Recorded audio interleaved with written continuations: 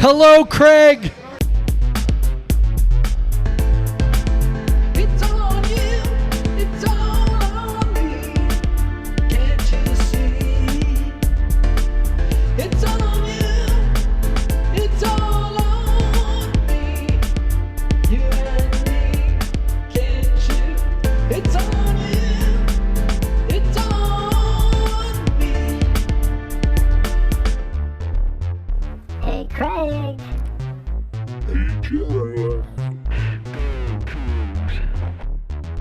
Right or wrong, we don't care. Win or lose, we don't care. We don't care. We don't care.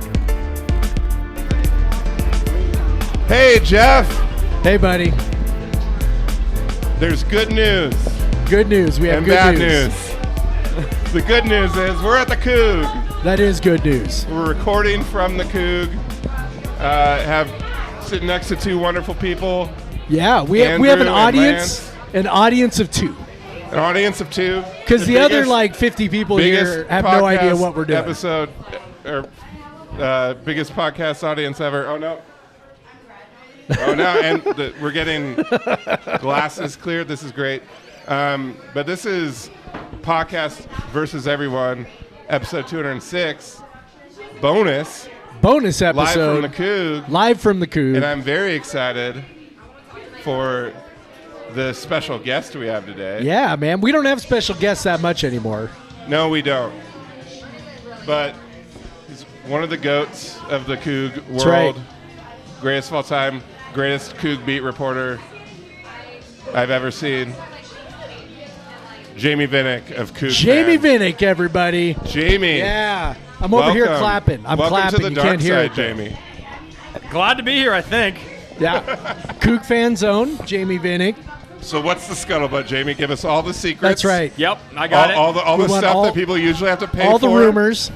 Every single thing. That's right. it. Psych. No. You get nothing and like it.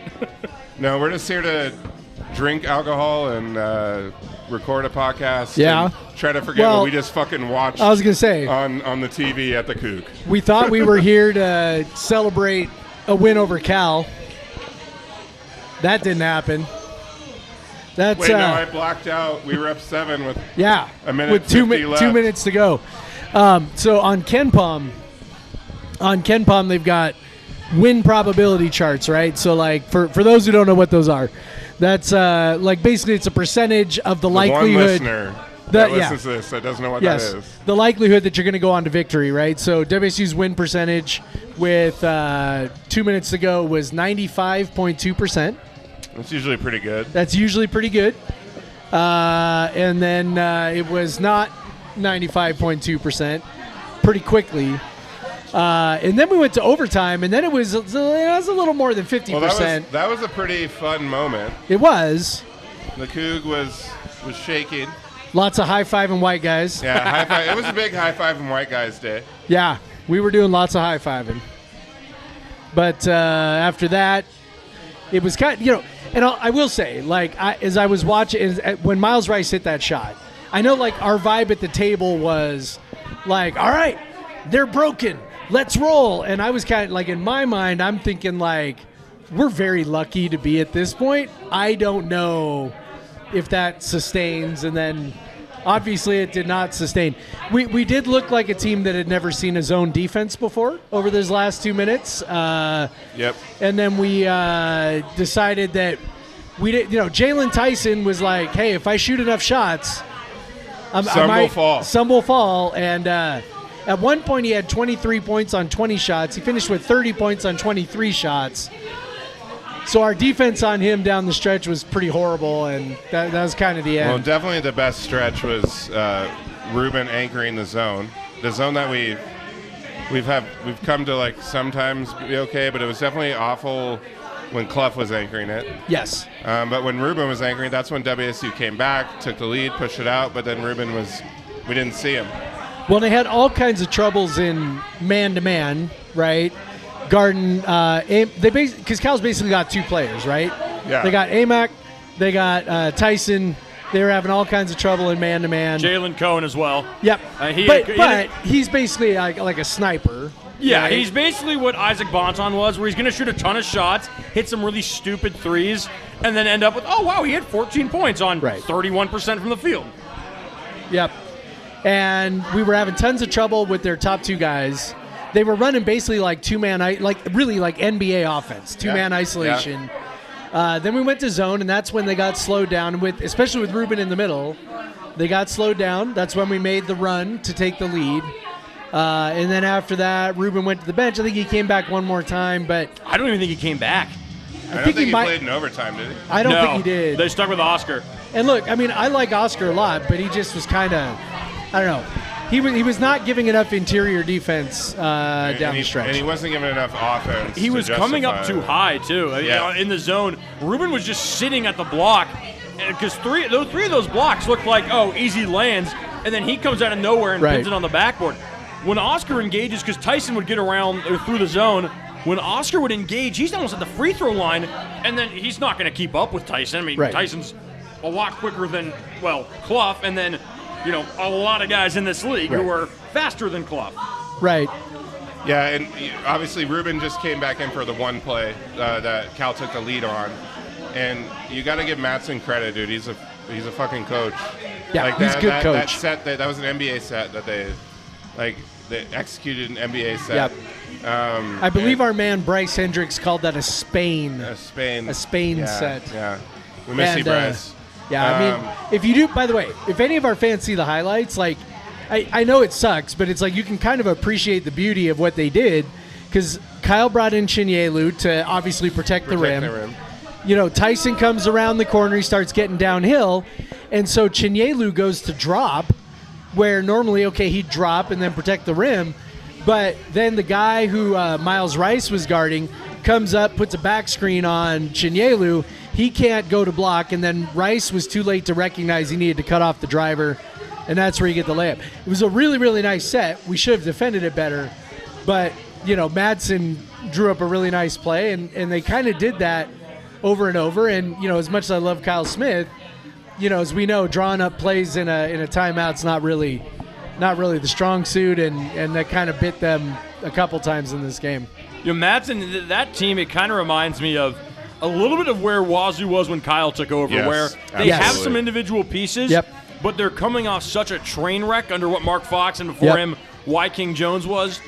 They have some really bad losses. I mean, that team lost to Pacific, who is like dreadful, lost by 30 to Idaho, but then, okay, they beat Santa Clara, who has just completely run roughshod over the Pac-12, and now they beat Wazoo, and they were a prayer 3 away from beating UW.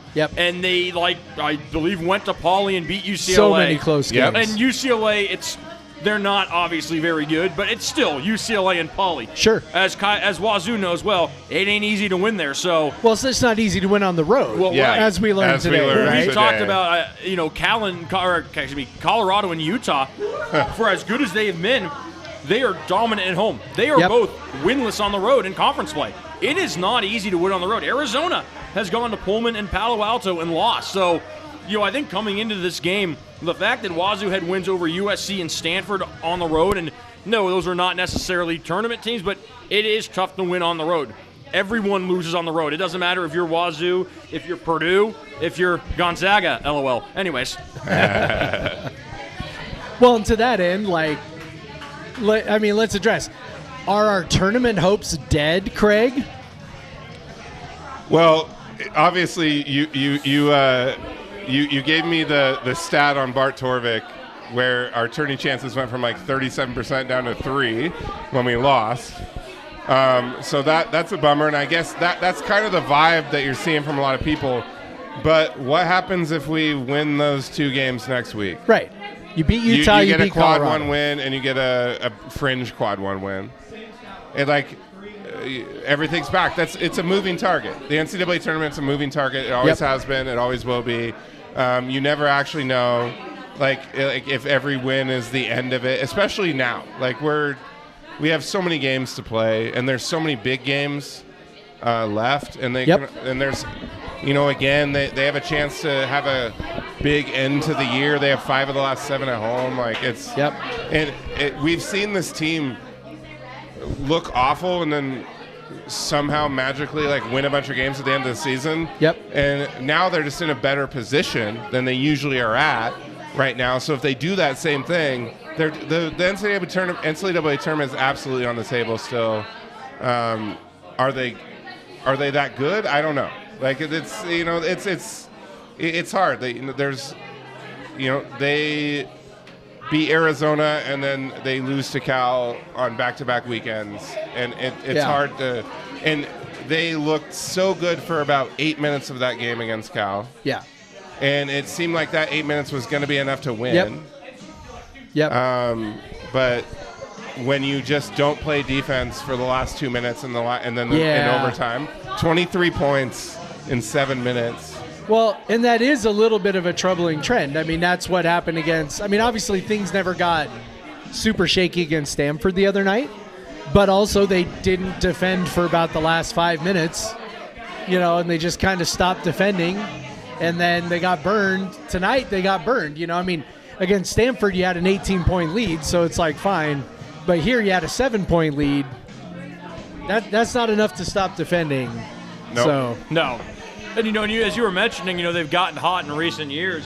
I mean, you look at 2 years ago, which I think most people would say one of the more fun Coug seasons in a while. For sure. They won 22 games. That team I'm looking at right now was 15-13, and then they won 2 ugly games against Oregon State. They destroyed Oregon, split in the conference tournament, and then went to the NIT Final Four. And, of course, no, the NIT Final Four is not what you're striving for, but they did a lot. They were 5-9. They beat some good teams to get there. Yes. Right.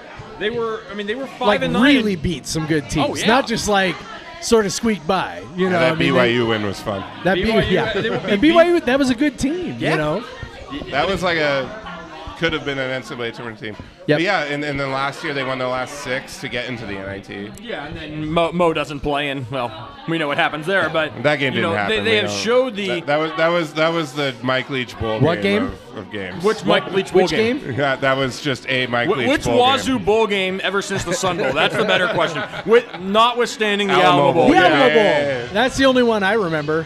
I think we've only played in one bowl game. I mean, I was at the game. Well, and I mean, barely hypothetically, remember it. no, technically, yes, we have only played in one bowl game. That's right. Depending on your definition of played. Yes, that's 1.5. that is true. Second half of the Sun Bowl That is in true. 21. The second half of the Sun Bowl. The against Gabalis. The random Sun Bowl. Yeah. Hey, I was there. That was fun. But Yeah. I don't know, man. I'm tired of talking about that fucking game. Yeah. I do think, okay, so I do want to talk about one more thing. Not like just, yes. It's my podcast too, Craig. No, like just, I think we saw like how important it is. Isaac Jones, Miles Rice, like as they go, the offense goes. I think that's really obvious at this point. By the way, I will take a little bit of blame today, even though I'm not superstitious. I know a lot of you people are. And this morning, so Craig, what was I doing in the hotel room while you were getting ready, showering, whatever? Remember I was working on a post? Yeah. Remember what that post was about? How our offense is good again. How our offense has kicked ass for 4 games and is good again. Yeah, my fault. My bad. I mean, we scored 1.07 per 100. That's still not, I mean, not against great. that's not great against Well, Cal's defense, though. No, but it's not like this was a. I always think of the offensive masterclass. Yeah. The 2 games against ASU 2 years ago. The 51-29 rock fight, and then we're like, they couldn't score 60 against like 115 in Ken Palm. Obviously, the defense was the problem tonight. So I mean that does happen. But but at the same time, like we probably should have been able to score more. But again, it's like back to like Matson's game plan. Like was impressive. He wanted to take away the things that we wanted to do. They took away the post. Yep. And when we played well, we were getting into the post. And then they switched to that zone, and we had no fucking clue what to do. Never seen a zone before, apparently. I mean, I really think he is a really good coach. Yeah, he's an excellent coach. You look what he did at Utah Valley last year. I mean, that team won almost 30 games, and that's Utah Valley. I mean, they beat BYU. They beat Oregon. Yeah, that Utah Valley used to be a scheduled win. Yeah. That was a scheduled win. I mean, how many nights? I guess I kind of look at this going forward. So, like, when people start freaking out about, oh my God, our NCAA chances are over. I don't know. I think what they're really saying is, well, if you lose a game like this, You're not good enough. You can't possibly be expected to beat Utah at home, Colorado at home, Oregon on the road, Washington on the road. Like, okay, maybe that's maybe that's the logic. Yeah. But, like, I mean, we lost to Colorado on the road, and people were freaking out about that, and then we beat Arizona at home. So, I mean, like, things happen. Weird stuff happens. The season was over after we lost Santa Clara. The season was over after we got swept in the mountains. The season's now over again. Season's over again. The season has now ended like 4 different times. Didn't you guys will be able to remember that? I'm looking at this right now, and you guys can probably remember it better. Didn't Tony's first tournament team lose on the road to a bad Utah team? They did.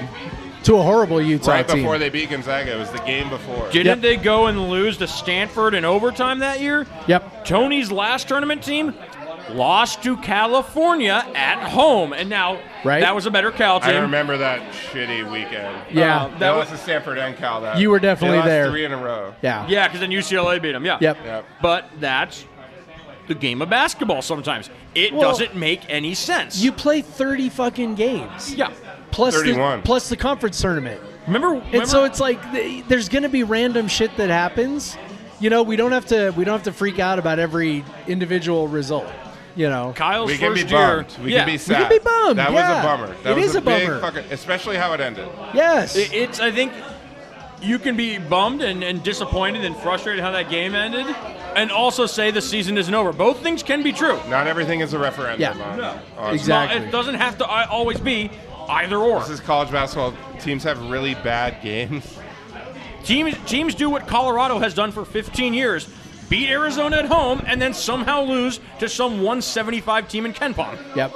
It does happen, and I just kind of look like, okay, if the offense is really the driver here, which I think it is.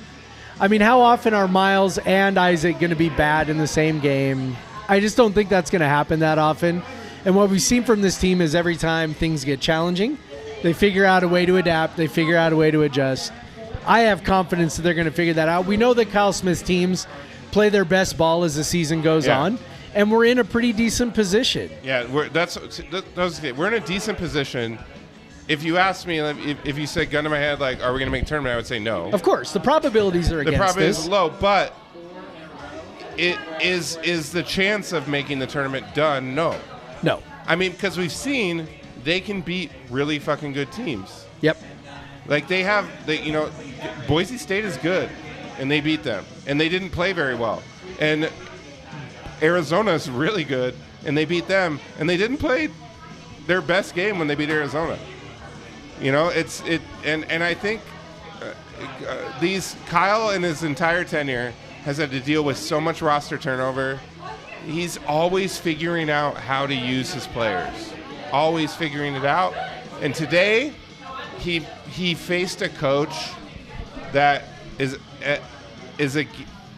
as good at preparing for a game as he is, and Mattson won the match. Like he had enough stuff in his bag to take him down, and that stuff it's happens. a bummer. It But it's happens. also not the end of the world. It kind of reminds me. We go again. We mentioned Kyle's first year.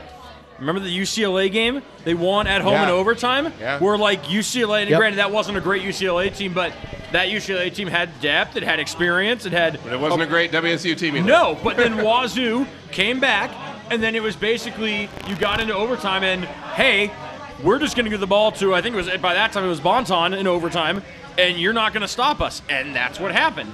So it's, like you guys were saying, basketball's strange. Also, Jalen Tyson is really good. There's a reason he played at Texas and at Texas Tech. Yep. This is not some... Well, he was a top 100 recruit, Oh, right? yeah. And Yeah. this is not some guy they pulled off the street from, when I was going to say Wenatchee Valley Junior College, but that's worked out well for us. But you get the point. This was a high major player, a guy who played on elite teams. Yep. It didn't work out, and Cal landed him. Fardaws Amac has played a lot of places, Yep. but he's a really good. High-end, big. Jalen Cone is a high volume, but a good shooter. He played at Virginia Tech, so it's not the usual Mark Fox or Y. King Jones conglomeration of just, absolutely garbage basketball players. They have talent. It's just, they haven't always been able to put it all together. Right. And if I'm not mistaken, we recruited Amac when he transferred. Yeah. Multiple times. Yeah. Maybe when he was transferring to Mercer, I know for sure we did when he was transferring from Utah Valley and landed at Texas Both Tech. times. So Recruited them both yeah, times. really good player. Yeah. So anyway, I think the biggest bummer is that now in this basketball season, both the men's and women's teams have had, one of their top players, maybe their best player, hit a miracle fucking three-point shot to tie the game at the end and send it into overtime. And both times they lost the goddamn game. but they didn't just lose the game. Both times they shit their pants in overtime. Yeah. I think you also look at that too. Remember the women's game? Charlize is out almost the entire first half. Then she gets, as she said, she fought the floor and lost. Isaac barely plays the first half because of foul trouble. So there are similarities. I'd say the one difference was. What if we had Isaac for 5 more minutes in the first half? half? If we have Charlize for 5 more minutes in the first half of the women's game. Go to overtime. Yeah. No, I think the only difference is Wazoo still had a chance to win it. The women did late in overtime and then just couldn't get it done. Well, the men didn't. I will say that Isaac Jones doesn't have to go to the bench with 2 fouls. I agree. It's not mandated. It's not a law. Especially given how much zone we've been playing. Like, you can hide him. Well, he does. If he's not playing in the center of the zone, he doesn't. He never which does. he doesn't. Then you can hide him, and you can. I don't know. Clough and Chenielu play the center of the zone. That's kind of an automatic thing that Kyle Smith does. That it's I love Kyle. That's one of those things that annoys me. It's really anti-analytics thing for him. Like his fouls and he does have those little anti-analytics blind spots from time to time. Fouls committed per 40 is 2.5. I mean, we're not talking about Ruben here. Ruben gets 2 fouls. Yeah, you got to sit him. Like, Isaac is a veteran, disciplined player. It's like, again, we were talking about the women. Charlize picks up 2 fouls. You're going to keep playing her. Bella picks up 2 fouls. Yeah, you probably need to sit her. But we're talking about a veteran player that, you probably could have let go with 2 fouls. He picks up a third. You can still probably trust him not to get 2 in the second half. Yeah. Well, I'm looking forward to this week. Looking forward to Utah and Colorado. Utah would be huge, obviously. Really tough matchup for us, as we saw in Salt Lake City. They're down guys, though. Yeah, they are. We'll see. I don't know. Probably Isn't everyone. But, long-haired three-point shooter guy. Gabe Madsen. I'm hoping he doesn't hit more long-haired three-point shots. No, he doesn't have a name. He's number 55. Yeah, number 55. Three-point shooter. I swear to God, on the Coug Center Slack, it's just like, he's just destroyed hasn't this fucking number so 55 been killing us for years? Like, how is he? And he's only like a junior. I know. The annoying thing is I actually think Utah's a better team when Davion Smith starts over Raleigh Wooster, because Raleigh Wooster's a nice player. He's kind of like Gervais Robinson, where, he does a good job. He's better than Gervais, but Davion Smith is an absolute electric game changer. He just had a triple-double a couple of weeks ago. Yeah. Now, I don't think they're the same without Lovering, because Keita gets into foul trouble so quickly, and they don't really have a third big. But, was it 2 years ago when Tiger Campbell was out for UCLA, so they started Jalen Clark instead? And then that worked out. It was terrible because we had a bunch of 5'9" guards, and Jalen Clark just dominated We couldn't get them. a shot off. Yeah. Yep. So, I don't know. I mean, but playing at home makes a big difference there. Colorado's been very iffy since even as they've gotten De Silva back, and especially on the road. Well, Simpson has stopped being an all-world human. Yeah, he was on a heater when we played him. He's not playing that level right now. I still think he's the best player in the conference. Just going to put that out there. I just have to point out that Jamey probably mentioned Gervais Robinson for the first time on this podcast in probably the first few episodes of I haven't thought of Gervais Robinson in quite a while. I'll tell you why I always remember Gervais Robinson, because he was the most non-Ernie Kent recruit ever that Ernie Kent recruited. He was a good defender, a good on-ball defender that was a decent three-point shooter, and somehow Ernie said, I want that guy. Yeah. And then, I would have liked to see him 3 years under Kyle, because he was a valuable piece Kyle's first year, especially when Jalen Shedd got hurt, that they didn't have to play CJ or Bonton on ball. Yeah. Jalen Shedd with his 39 turnover rate. Naming college basketball players. Yeah. So, all right. So, Craig, we're at the Coug. It was not easy to get to the Coug today. We had quite the adventure trying to get to Pullman. Yeah, we did. We spent 9 hours in there. So we got to the airport early because we wanted to use my lounge membership, have a little fun. Yeah. Get a few drinks before we get on to the. And we did. We had a few drinks. We had a few drinks. And then we were pretty much getting ready to go. Yeah. We were packing up. Down to board. We were packing up. And then we both get texts that say the 5:15 flight from Pullman's canceled, which means we were going to miss the basketball game. 20 minutes from boarding. Yeah, 20 minutes from boarding. So we knew we missed the Arizona State WSU women's game, which was a bummer. Although Jamey would think differently. 40 fouls. That is all I'm going to say. There is never 40 fouls in a women's game. Stop letting Kyle Bacon officiate. Anyways. Yeah. Bacon, not always good. And we did watch that game in the Alaska Lounge on my laptop. Got to see my friend Kaylin. So, Yeah. But to get to the point where we could actually get on the flight, the late flight, was a journey. I called Alaska. They originally booked me on which they told me it was the Friday night flight. Okay, so so when our flight got canceled, they automatically rebooked us for the Saturday morning flight at 10 o'clock. Yes. And we're like, that's not going to work for us, right? Yeah, we don't want that. So you're like, there's one tonight. Yeah, you're like, that's not going to work for me. I need to be rescheduled tonight. And she's like, oh, yeah. Yeah, I can do that. She said, there's one seat left. I was like, cool. And then I go, can you get my friend? And she's like, no. And so we're like, okay. Because you and I are on different reservations. We're on different reservations. So we walk to the desk, and I say, can we get him on standby for the flight? Well, let me look. Oh, there's a spot open. I'll put him on the flight. Cool, thank you. Can you check my reservation real quick? Because it wasn't showing up on your phone. It wasn't showing up on my phone. Wanted to make sure everything was okay. Turns out she had booked me for the Saturday night 10:45 She looked at your, because it had automatically rebooked to Saturday. I think she looked at that and was like, oh, that night, Saturday. She just went to that evening.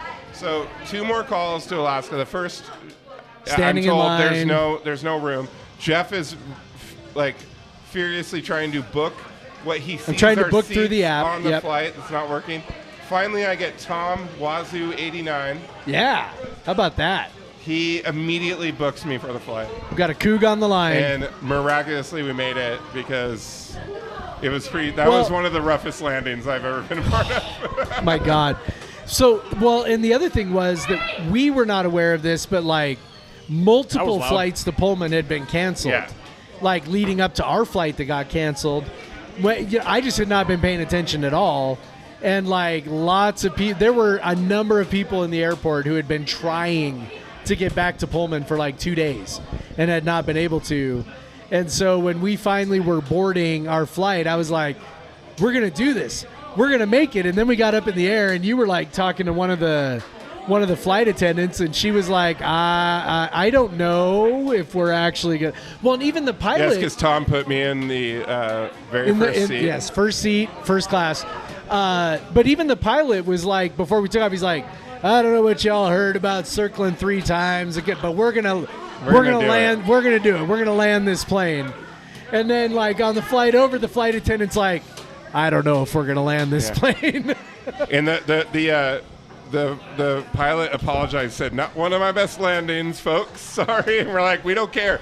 I usually am just I roll my eyes when people clap when the plane lands, but not this time. I was like, hell yeah. Nope, hell yeah. Give them a hand. Because there were people on that plane that have been trying to get to Pullman for 3 days. Yep. Yeah. No, it was as we were descending too. So the issue was freezing fog. That's been the issue for 2 days. And so we were coming down it through the fog, and I'm looking off to the side, seeing the lights, and I'm thinking, we're getting close to the ground, and those lights are looking pretty faint through the fog. I know. I kept looking out the window, and I'd be like, when is the fog going to, when am I going to see the ground? When are we going to get through the fog? I know. I was like, I can't see the ground yet, and we are low. Yeah. No, and so, when we hit the ground, there was a little side-to-side action as we hit the ground, but once we sort of stabilized, I was like, all right, we did it. We're here. We made it. I almost hurt myself walking off the plane because there was ice at the end of the ramp. That was funny. Yeah, which they warned us about, but didn't warn us Didn't hard matter enough. because it was way more icy than they made it sound. Yeah. And then we got back to the hotel room, and we had a beer, and then I went to sleep, and you came to the. I went to the Coug. So if we're talking travel stories, may I chip in with mine? Absolutely. Yeah. So I was not on this flight back. Anyone who knows who I am, which if you're a Coug fan, you know who I know. I live in Pullman. Jesus, Jamey. What, Craig? You got a problem with Amity Affliction? No. Oh, my bragging? That was all right. hilarious. I'm not. You know what? I won't accuse you of humble bragging. Yeah, no, you'll have that. So I'm supposed to fly back January 3rd, day before Wazoo's home conference opener against Oregon State. Was on the west side, seeing family for the holidays. For reasons I'm still not sure of, I decided to fly back at 10:45 p.m. on this Wednesday night. Get on the flight. Flight gets canceled because it's too foggy. All right, shit happens. I'm not, whatever.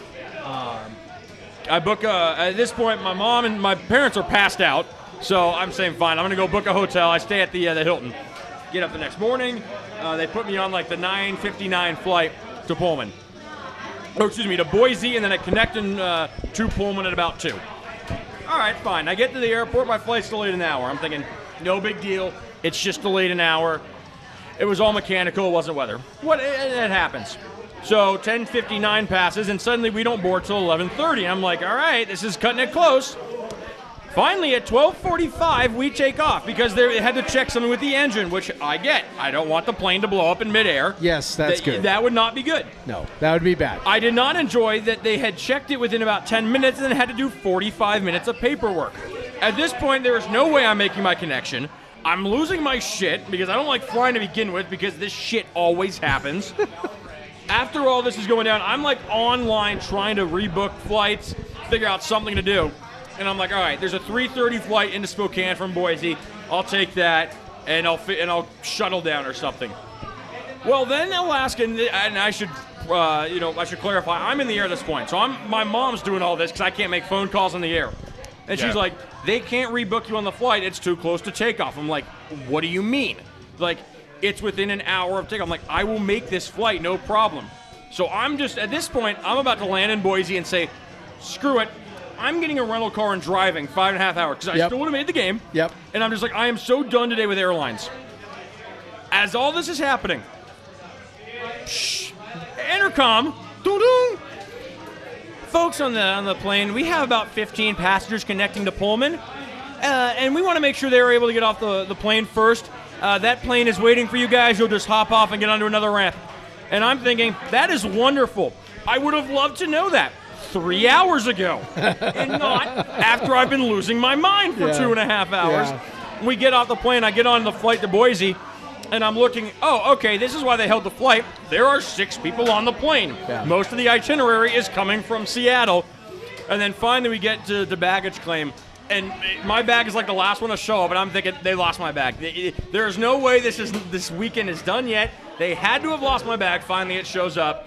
And to which I have now sworn off, A, flying back to Pullman in January, December, so on. B, Alaska's on my shit list now for a while. I tweeted at them, and I double-tagged them, as my friends pointed out. Yeah. But then I gave them credit. They made it right. But I just booked a flight down to San Diego. One of my friends said, hey, I'll book you on the Alaska flight. I said, yeah, we're going Delta. Not doing it. Yeah, I was pretty angry at Alaska until Tom, our fellow Coug, go fucking saved Cougs. the day. Go fucking Cougs. But yeah, travel talk, gotta love it. Traveling to Pullman, always an adventure in the wintertime. But the past wasn't exactly fun. But hey, Jeff. Yeah. My glass is empty. So is mine. Can we So hit is Jamey's. pause and get some more alcohol before we go? We're gonna hit the next pause, round? and then we're gonna come back for part 2.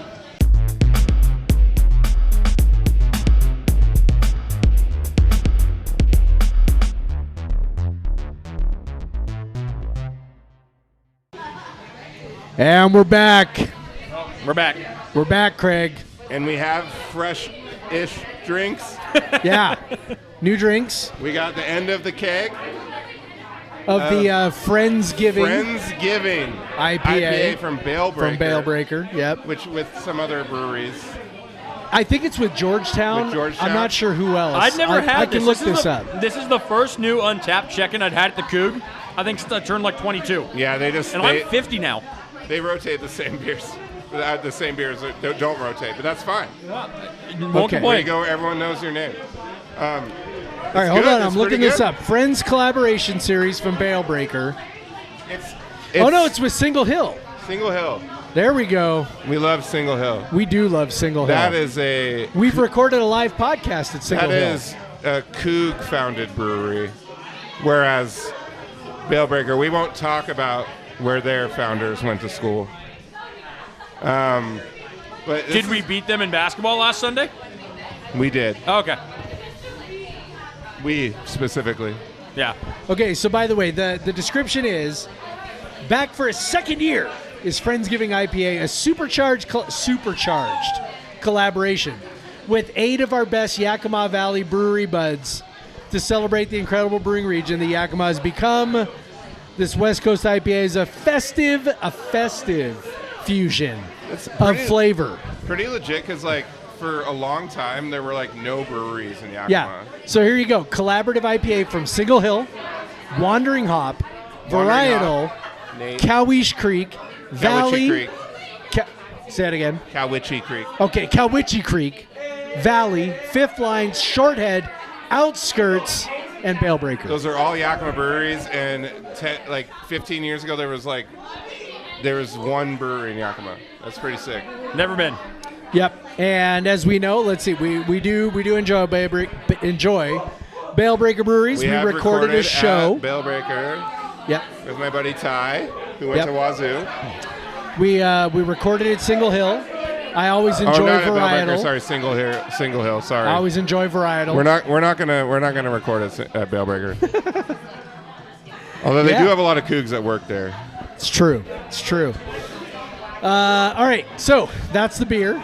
Yeah, it's Pretty fine. short It's beer an segment IPA. this time. It's an IPA. We got Bodie coming, yeah? We do got have some Bodie coming. It's an IPA. Bodie it's has a good been on the IPA. podcast many times. Yes, Bodie. I would think. Even when we don't mention it, Bodie Yes. is often on the podcast. Bodie is a very frequent sidecar. Sidecar beer. Frequent flyer.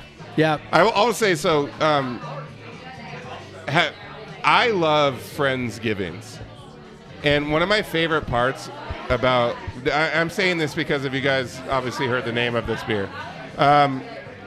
One of my favorite parts about when we lived out east was we would have like Friendsgivings, and they were super Yeah, fun. because you didn't have any family around there. Yeah, well, you didn't have. And now you don't have family any around friends. it. Yeah, I know. Yeah. So now I have to have the regular Thanksgivings, but they were fun. Like We usually- have actually, in our family, we have stopped doing family Thanksgiving, and we do a Friendsgiving. Now, Sarah's parents came to our Friendsgiving, but it's still a Friendsgiving more than a family Thanksgiving, and we love it. Honestly, one of my favorite Christmases was Amanda went home. We were in Vermont. I went to my friend's house, and we just smoked a lot of weed, ate a lot of Italian meats. You? Ooh, there you go. I don't know. Ate some delicious roasted Brussels sprouts. I remember that, crushing those. They had a friend that came up with like Italian meats from New York City, and so that was and we drank really fancy beers. It was like a beer friend. So we drank really fancy beers, smoked a lot of weed, ate a lot of delicious food. Yeah. That was the chillest Christmas ever. And It is. Christmas with my kids are great too. But I swear. I had to throw that in there. But I'm telling you, like, holidays with friends are criminally underrated. Yeah. Like, everybody thinks, holidays are for family. And look, I love my immediate family, Yeah. but like sometimes the extended families, it's a little, Well, it's a little obligatory. much. That's why it's an obligation. it's a little much. And so spending a holiday You with have to buy friends presents is for people actually, you don't really like that yeah. much. Spending holidays with friends actually like kicks way more ass than most people realize because most people will never do it. I just spent New Year's Eve and day with like all my close friends from college. It was great, I think. I don't remember. You think, but you're not sure. I believe I had a good night. My head hurt in the morning. We're not sure. The I'm memories are educated fake. guess. The We have memories some are fuzzy. unverified reports that Jamey had a good unverified time. reports. All right, so let's talk women's basketball real quick. So, as we were sitting in the Alaska Lounge, thank God for your Alaska Lounge membership. Some of us were at the game like real journalists. I mean, if I Jeff couldn't and I are be real journalists. if I could not be in the arena, then watching on my laptop from an Alaska Lounge was actually not that bad of a second place. I would think so. Cougs ran out to like what 18 I had a lot nothing? of Is that right? sodas. 18 nothing lead. And 2 minutes into the game or 3 minutes into the game was actually legitimately over.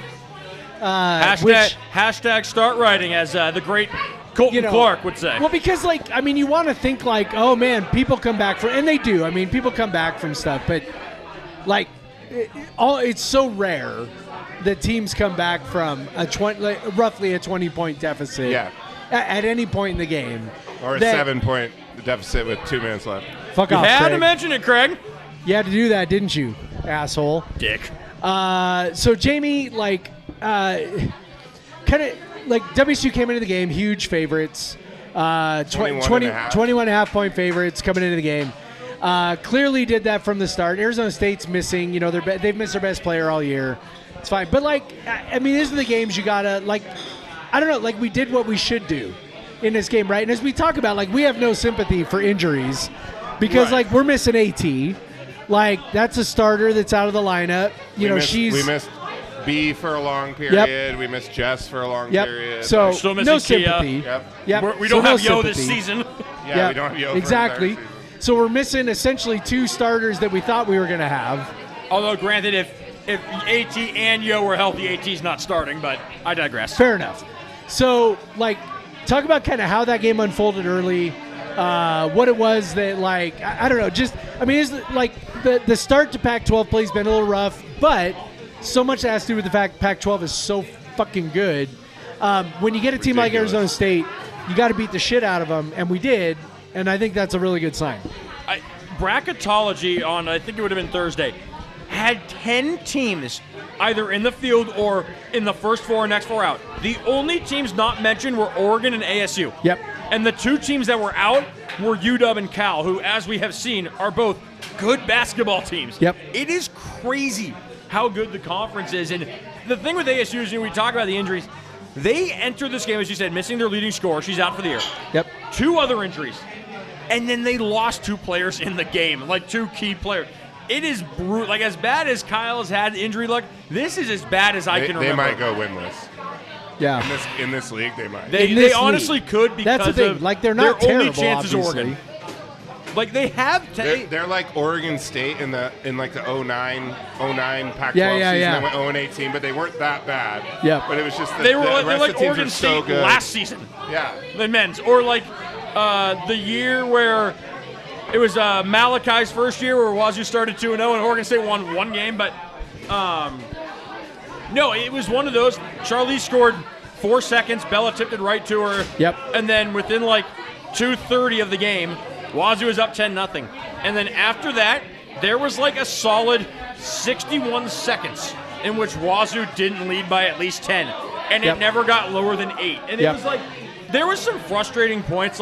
They were up 18-0, and then Cal or ASU brought it back to 24-14, and you could see Cammy was kind of pissed. But there was that, and the refs started reffing.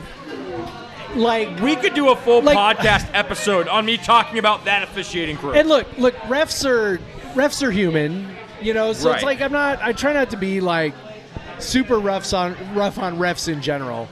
But it's when one team's up 18-0, it's Just human let the it's game. human nature to Bring them close. Do what you can to keep the game in line. you start feeling bad for them. You start maybe so WSU had a bunch of fouls called on them when they were up by 18 early, Right. where it was but the refs they can't help themselves. No, and, but and then it set up a very weird night in terms 40 of officiating. Fouls. There was one in particular, Jalen Brown for ASU, who's really damn good, Louisville transfer. Yeah. Kind of goes stumbling wildly into Beyonce, and Beyonce gets called for a 4th foul. Yes. And Cammy's what in the Yes, what's Cammie she supposed to do, right? Yeah, and I don't know. Here's what kills me. Across the state, I mentioned this a couple times. I think even in my post game recap. Washington and Arizona, who are defensive teams and are physical teams, were called for 12 fouls in the game. There were 12 fouls in the first quarter. And again, refs are human. I get that. I don't expect perfection. But to call 40 fouls in that game was absolutely ridiculous. I could not believe that.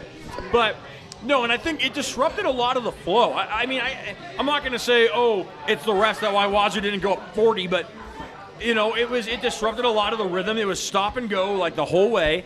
And I think Wazoo foul trouble. Wazoo got a little bit lax. I think it's and you go can't up 18-0. It's hard not to, right? And your opponent. For sure. We saw it with the man against Stanford. Yeah, and Cammy wasn't thrilled about it, as she never is.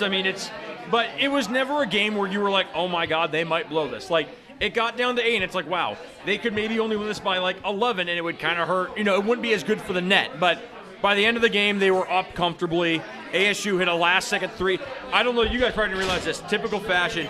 The last 3 ASU hit, that girl coming into the game had 7 field goals and 2 threes, and she had 6 field goals in that game alone. Of course. Now, I think she's been hurt and everything, but no, it was one of those where it's like, and it's not, you don't expect it as a fan of Washington State. They just kind of did what you expect them to do. They went in, they took care of business, and they left. Like, forget the style points. They won. They led wire to wire. It was never in doubt.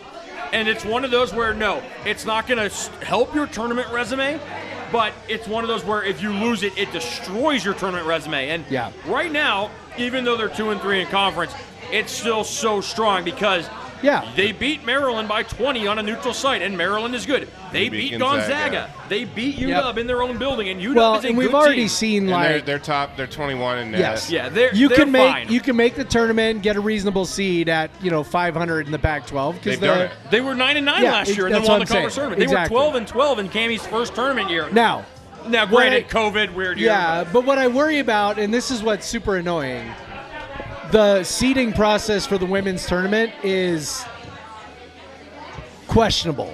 It right? doesn't get scrutinized enough but I feel like it will because women's college basketball has become so much more popular. Right.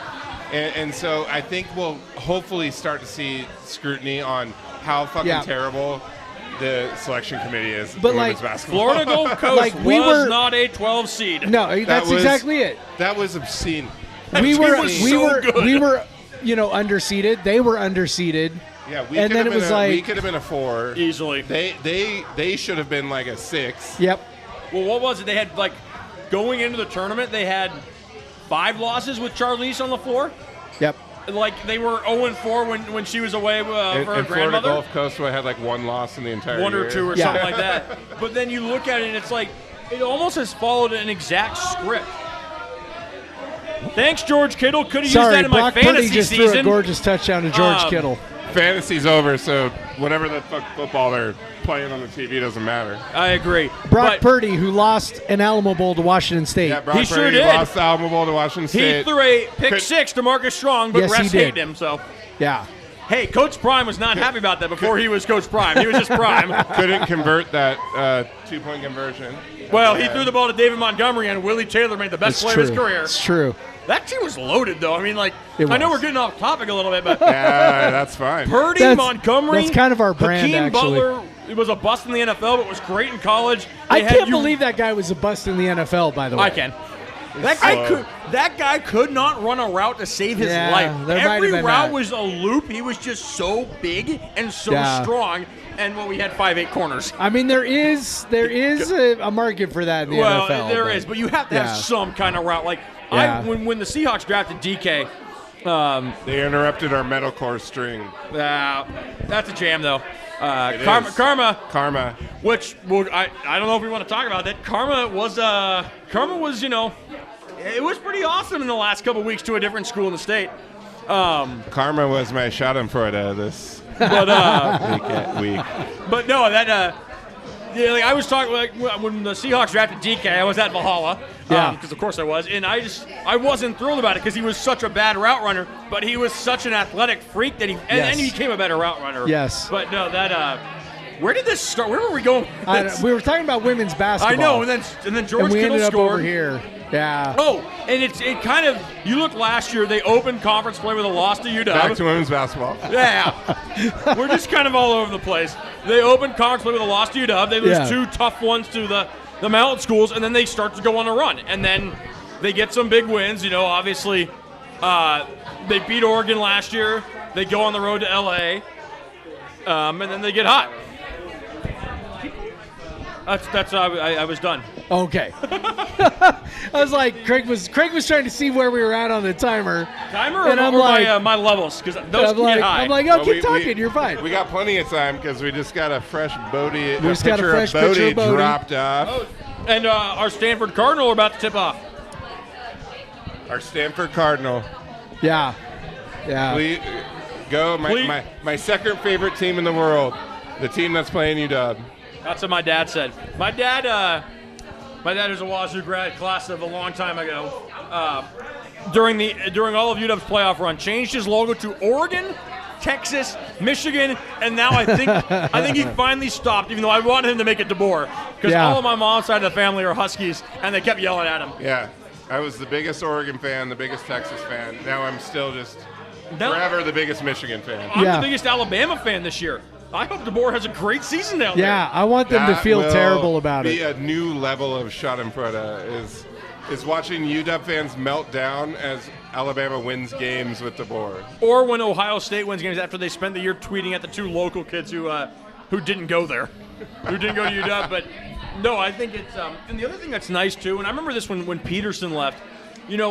I know Peterson was, there were people who didn't like him, but for the most part, I thought he was a really good guy and he was a great coach. They became so much easier to dislike when Jimmy Lake took over. Same thing with DeBoer. I really like DeBoer. I think he's a great guy, great coach. It's not hard to dislike Jed Fish. It's quite easy, actually. Yeah. He's a very dislikable coach and is now coaching that. Like, this entire year I said, it was a good trade. Oh, yeah. If that Washington team wasn't wearing purple and gold, I wouldn't have an issue with them. I really liked a lot of those players, and I liked them more. They just were wearing very bad colors. It was really annoying how much all of the rest of the college football world was like, this team is fun, they're cool, and we're like, no, they're not. No, they're not. Like, they were fun and cool except for the fact that they were UW. No, they weren't fun and cool, Jamey. They weren't fun and cool in any way whatsoever. I wish the Seahawks needed a receiver because cheering for Roma Dunze seems like it's a lot of fun. Yeah. I'd be just fine if Roma Dunze was Paul Mulcahy just hit yes. a 3, and I talked shit at him earlier. That's my bad. I would feel the I same as well. I could stomach Penix at QB, though. No. They should never do that. No, thank you. He is dropped off the face of the earth after that title game. Any pressure. on Yeah. He's a left-handed quarterback. They just drafted a left tackle to be their blindside guy. Yep. You don't put Abe Lucas with his – God love Abe. Abe's awesome. Abe was great here, but he's got knee issues. You don't put him as your blindside. Yep. Also, Penix is old. Yep. Anyways. Yeah. So, is this usually how it goes? It just gets really off track? Okay, just making sure. Yeah. This is exactly how it goes. We have things we talk about, but then we have other things we talk about that weren't the things that we were going to talk about. Hey, the Cougs got some injury luck. Spencer Jones is back for this game. He didn't play against the Cougs, and he just nailed a 3. Yeah, in his 19th year of college. Yeah, Spencer Jones, the 47-year-old college basketball player. Yes. Can we talk a minute about Cam McCormick, though? We can, actually. Cam McCormick committed to Oregon in February of 2016. I was a senior in high school. I am now 27. Yeah, Craig didn't have children. He was in the same recruiting class as DK Metcalf and Jalen Hurts. Renard Bell. And Renard Bell. And we thought Renard Bell and Renard Bell played for like 6 years, too. Talking to Renard about that last year was so funny because he said, they all call me Grandpa now. Yeah. I'm like, I told him, you committed to Wazoo before I graduated. He's like, oh, man, I feel so old right now. I know. But Cam McCormick committed in February of 2015. I graduated in June. I turned 28 this year. And he's still in college. And he just committed to Miami, right? He was already at Miami. Or he was already at Miami. He got his but he got one more year. That's right. That's what it was. 9 years. 9 years in college. I mean. Well, he's got a master's. He's doing the post-box stuff, which is like you're doing nothing. You're doing nothing. Even Blutarsky he's just gonna hang out on the beach It's gonna like be great. like Bluto. Oh, Bluto. Somewhere is I don't like think he was 9 this years. is he wasn't 9. He was like 7, right? 0.0. What was it? Class of 60, 61? What's Van Wilder wasn't 9 years. Wasn't 9 He was years. 7 Yeah. years. Ryan Reynolds. I don't know. Like I don't even know what Classic that is. Ryan Reynolds movie. No clue. No clue. So So, All right. Jamey, you obviously your dad was a big Coug fan growing up, and since this is a special podcast, a special edition, we kind of like to like talk about different stuff. So, how big of a Coug fan were you growing up? Like, Not at all. Not at all. Okay. I grew up in Seattle. My mom's side of the family were all Huskies. None of them went there besides my grandparents. But I, in my personality, am an antagonist.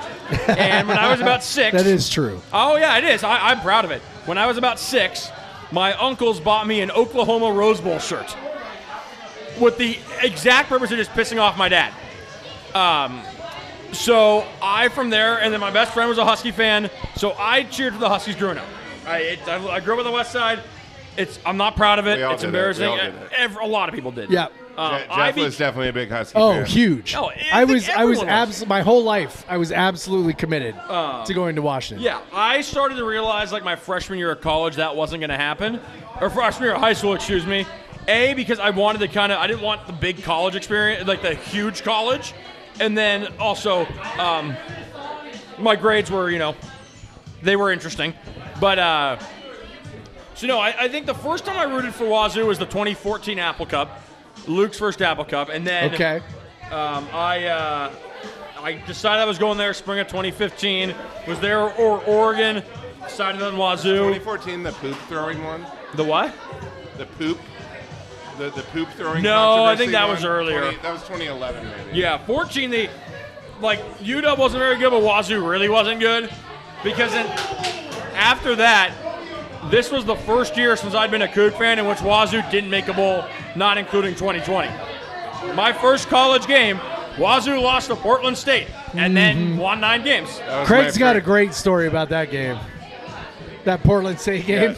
You and your dad in the rain. Yeah, that was my first game after moving back from the East. Uh-huh. First game as a season ticket holder. I was so excited. It was pouring rain. It was nasty weather. It was an 11 a.m. game. Yep. So I didn't. We were gonna drive back to my dad's house in Yakima afterwards. Like we were just gonna drive back because I'm not booking. So I had one night. It was the State Inn at the time.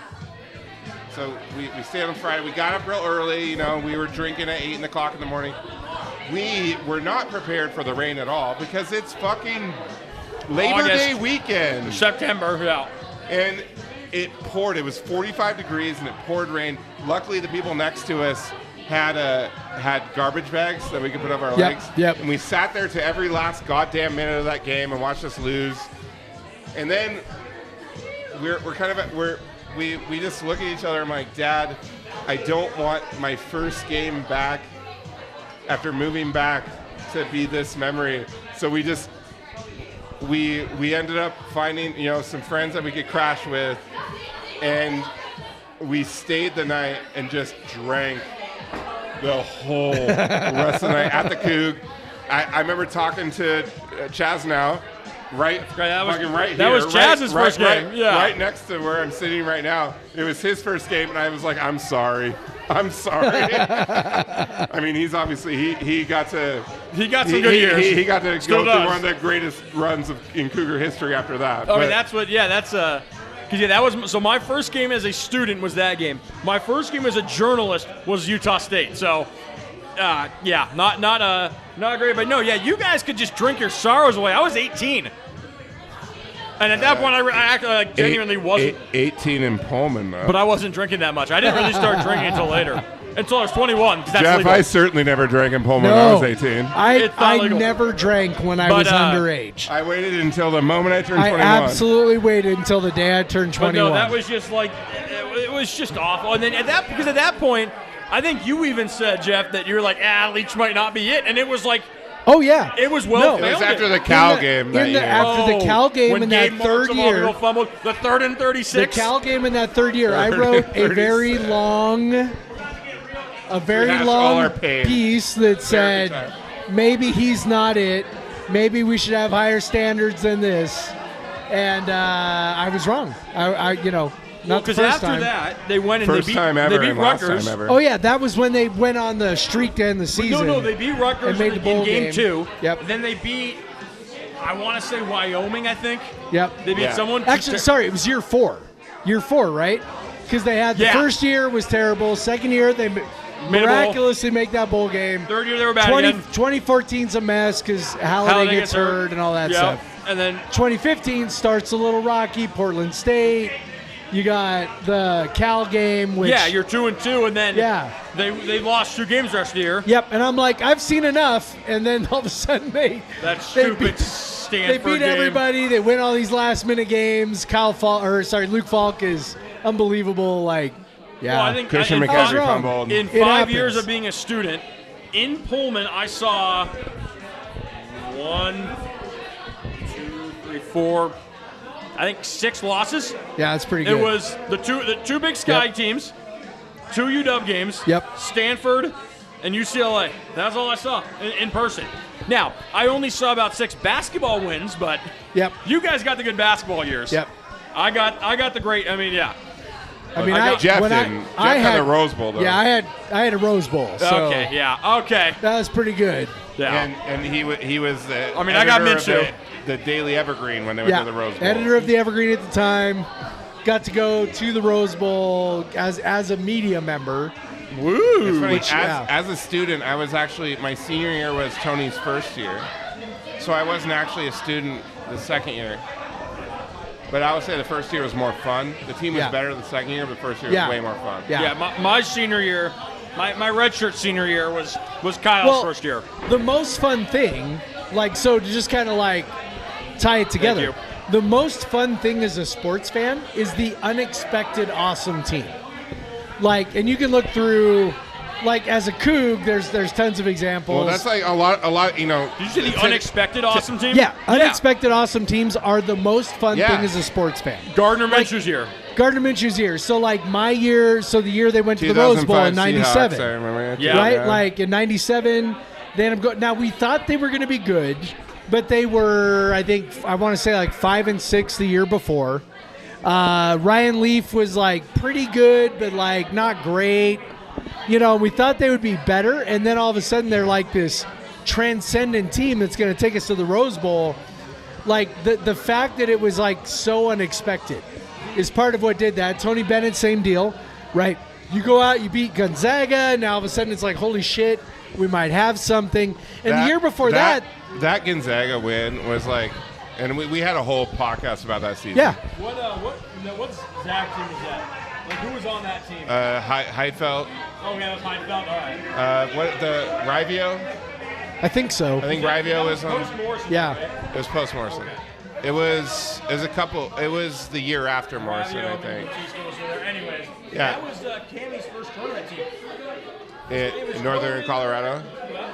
No, first Wazoo tournament team. Oh. It was COVID. No one really knows. Oh, the unexpected. Yeah. Well, it was Charlie's. No one knew The first game against UW, you're like, holy shit. I remember I wrote a post about her about 5 games into that season being she's amazing. Why is she so good? But that's also, in researching her, I discovered Caitlin Clark. And then it was I was Charlize is amazing. Holy shit. Who is this freshman at Iowa Yeah. with a 37% usage and a 120 O rating? Uh-huh. Oh my God. Yeah. I remember going into that year, they had lost Bobby, they had lost Chanel. Yep. And I remember looking at the roster and just thinking, oh man, this is going to be tough. I didn't know who Charlize was, so I saw they have this Crystal Ledger Walker, and they brought in her sister, what are we doing here? And then I remember watching that first, I thought maybe there was a chance they could go win some conference.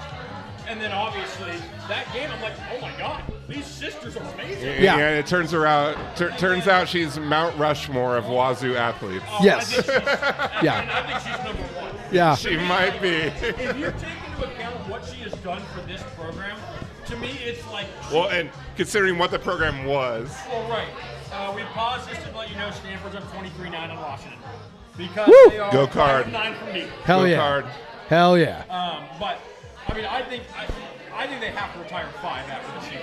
I don't think there's any way you can let another player wear that. So I'm okay. I bet they won't. So the players we've retired, it's basically Podakis and Clay, right? Like that's it. 55 and 1. Yeah. For the men, They've never retired a and they've not retired a women's number. I think, but they've never had a player like this. I mean, So they don't. So like a lot of schools have like an actual like protocol for like who you retire and who you don't. But we're not in that. We're not in that realm. Right. So, but I agree with you. Like the impact she's had on the program. I mean, they're going to go to. It's unmatched. They're going to go to a 4th straight tournament this year. After not Going making, to one ever all time. after being like probably the worst Power 5 women's basketball program yeah, in absolutely. history, right? like their best years were like June to into like the final for the WNIT. Yeah. I mean, they did make. They And made that it. felt like holy shit. They made it one time right before I got to 91. school. Yeah, not right before, but a few years before I got here. Shut up, Jamey. Was Harold Rhodes? Harold Rhodes. But yeah, they were historically horrendous. It's really incredible, as we've talked about so many times on the show. It's incredible what Cammie's done. What's incredible is that she got lease. Yes. And then she's just every year. Well, yeah, added that's the thing. Incredible freshmen. It's not over just. And over I mean, and over look. again. Like, let's be honest. You know, Lise is. I mean, she's still our best player, but it's not like she's using. It's not like her freshman and sophomore. No, years. she's not using 30% of possessions and carrying us across the finish line. You know, like she's still the best player on the team, but she's no longer relied upon in that way. Facilitator more than anything. Well, like now. the team, it's a very, I think it's the right term, like egalitarian offense where it's like, you know, everybody contributes, everybody is there, Like, everybody. If Charlize didn't exist, Tara would have been one of the best freshmen we ever had. Yeah. If Charlize didn't exist, AT would be the best freshman we ever had. If Charlize didn't exist, Eleanor Avila would be the best freshman we've ever had. Or at least in recent years. But like, I think my mic's been off.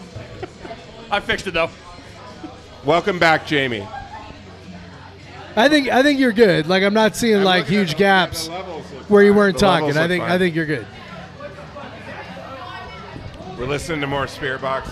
I got the metalcore back on. Yes, I don't know if people can hear the background, but 6 credits to get more. yeah, metalcore Craig back. has been Craig's been the Jamey, DJ. and Jamey. But I think, I might be wrong. I don't think anyone has worn 4 the last 2 years, unless I'm just being stupid. Like, I don't know. Do I don't you put 50? I mean, you take 55 out of circulation. Well, and it's like I think you got to be pickier than that. I would mostly agree. I would only say because Bella is also one of the greatest characters we've had, period. Yes, I love Bella. That so is much. true. So it's funny. Until this year, 55 was the highest number you could have in college basketball. Yes, that was. You couldn't have any number that was above 5 on your jersey. I didn't know that. And now you can. Oh, wow. So you couldn't even be a number 9. Like it was only 1 through 5, and then the 1 through 5 on the 10th. That was it. Oh, is that because like when referees have to signal things, Yes. it's like one hand, Yeah. 5 up to 5? But the NBA figured it out. So Yeah, it's- Yeah, like Yeah. Mo's wearing. It's a Mo's miracle. wearing 18, I think. Yeah. Like Jay Crowder wears like 99. Yeah. Yeah. Is he still a thing? I don't watch the NBA. I don't know. I don't really either. But no, I think, as we were talking about the Mount Rushmore, I mean, I think it's, Charlize is up there. I think Morgan Weaver you have to put up there. Yeah, I think that's true as well. Like, Yeah, if we're gonna do this, Morgan Weaver. Let's pick one for me. Like, not double up sports. Clay is interesting because Clay is probably the best post WSU athlete we ever had. He was also amazing at WSU but really it was his junior year. And they never made the tourney. Where he was really, really yeah. good. Yeah. But you could probably find other basketball players that probably had more impact I mean, at like WSU. Charlize, Morgan. Like, I think if you look at everything, like John Olerud. John O'Rourke, but then, like, how do you keep Jack Thompson off? Okay. everything he's done, but then also, how do you keep Magda Yahalasheva off with Yeah. what she did for volleyball? And then Well, I got an easy solution for you, Jamie. you make 5 Mount Rushmore. Make a bigger fucking mountain. There you And go. just put more people on it. Yeah. 4 is Fuck Mount stupid. Rushmore. Blow it up.